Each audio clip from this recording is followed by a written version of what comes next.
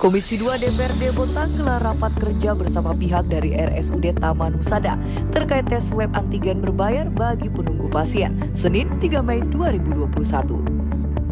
Dalam keterangannya, Ketua Komisi 2 sekaligus pimpinan rapat Rustam mengatakan agar pihak RSUD dapat mengkaji ulang kebijakan tersebut karena dianggap membebani masyarakat.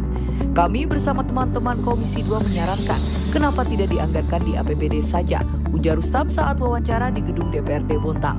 Sebulan dari hasil penarikan biaya rapid test. Ya kami sih di Dewan, apa sampaikan Pak Salam tadi bahwa blood RSUD ini itu kan tidak semuanya blood, tapi juga disubsidi oleh APBD. Jadi ada masukan teman-teman tadi, kenapa tidak dimasukkan ke dalam penganggaran APBD saja untuk menjaga menjaga pasien ini. Nah, tadi sengaja saya kelas tidak ada kesimpulan karena memang tidak bisa juga kita langsung memaksakan pihak manajemen bahwa kita tidak mau tahu rumah sakit harus tetap mentiadakan terkait penarikan 100.000.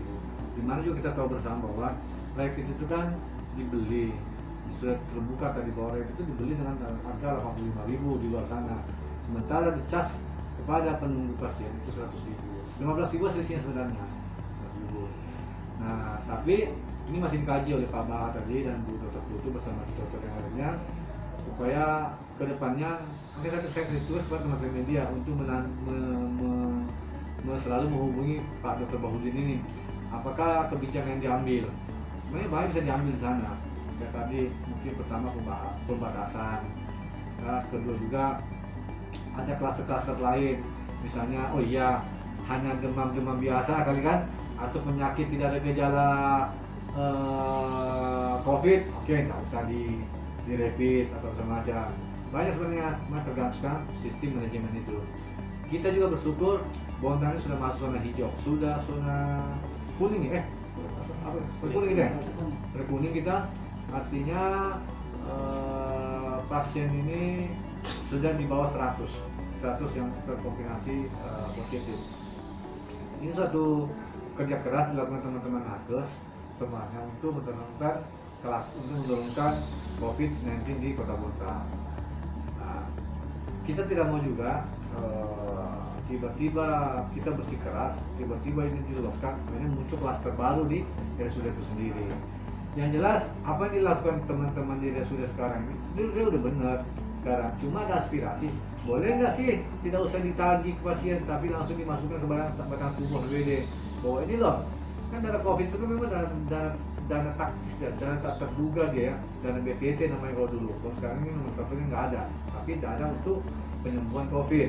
Ya bisa saja disampaikan di situ, misalnya 500 juta untuk setahun, misalnya kan. Kalau tidak kan mungkin bisa dilakukan pergeseran anggaran. Itu tadi kemauan kita. Tapi nanti tak tahu lah. Saya juga aku yakin kepemimpinan Basri Najira ini juga pasti akan sama apa yang kami harapkan dari pihak ya sama-sama kepingin masyarakat Kota Bontang ini bisa sehat semuanya, bisa lepas dari penyakit COVID yang sekarang lagi trennya lagi landai turun ke bawah. Dan mudah-mudahan dalam waktu kurang lebih berapa ke depan kita masuk hari raya ini bisa lebih tekankan lagi. Hal senada juga diungkapkan anggota Komisi 2 Nur Salam. Ia mengatakan bahwa finansial setiap masyarakat berbeda-beda dan ia mendukung pihak RSUD untuk melakukan swab antigen kepada penunggu pasien, akan tetapi ia tidak setuju jika swab tersebut kemudian menjadi berbayar dan dibebankan kepada masyarakat karena dana RSUD sendiri tidak murni dari BLUD atau Badan Layanan Umum Daerah, tetapi masih ditopang dari APBD.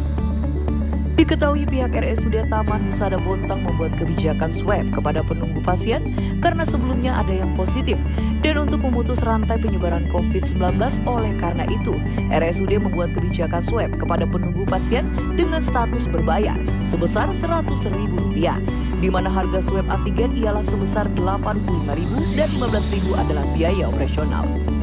Nominal yang kami keluarkan selalu dari kalkulasi dan 15.000 itu untuk biaya operasional, ungkap Dr. Baharudin PLT Direktur RSUD Taman Husada.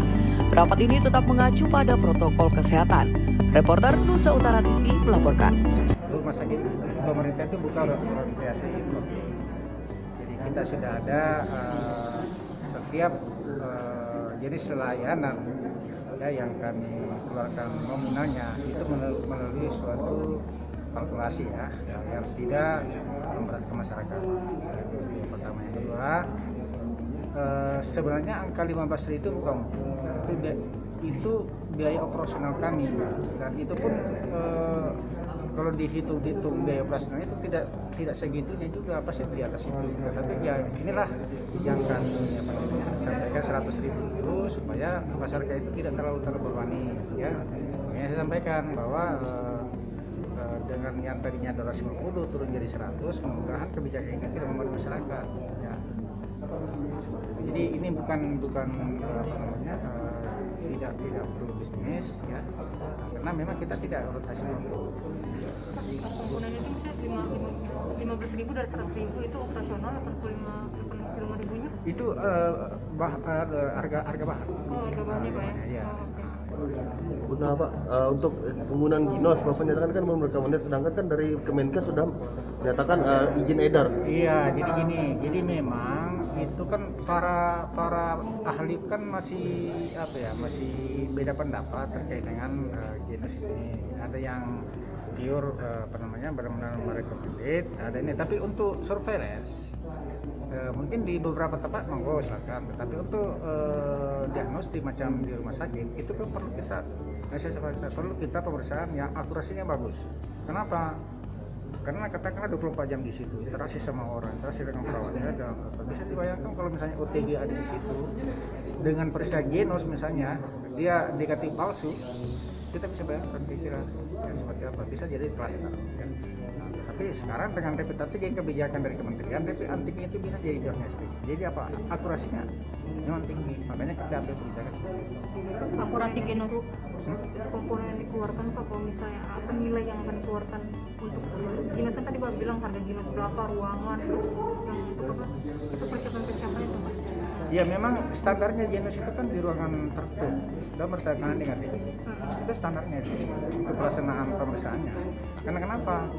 Itu kan kita buka masker baru pakai itu, baru ini kan kalau misalnya pas dia batuk, pas dia bicara itu kan dropletnya itu bisa kemana-mana kan.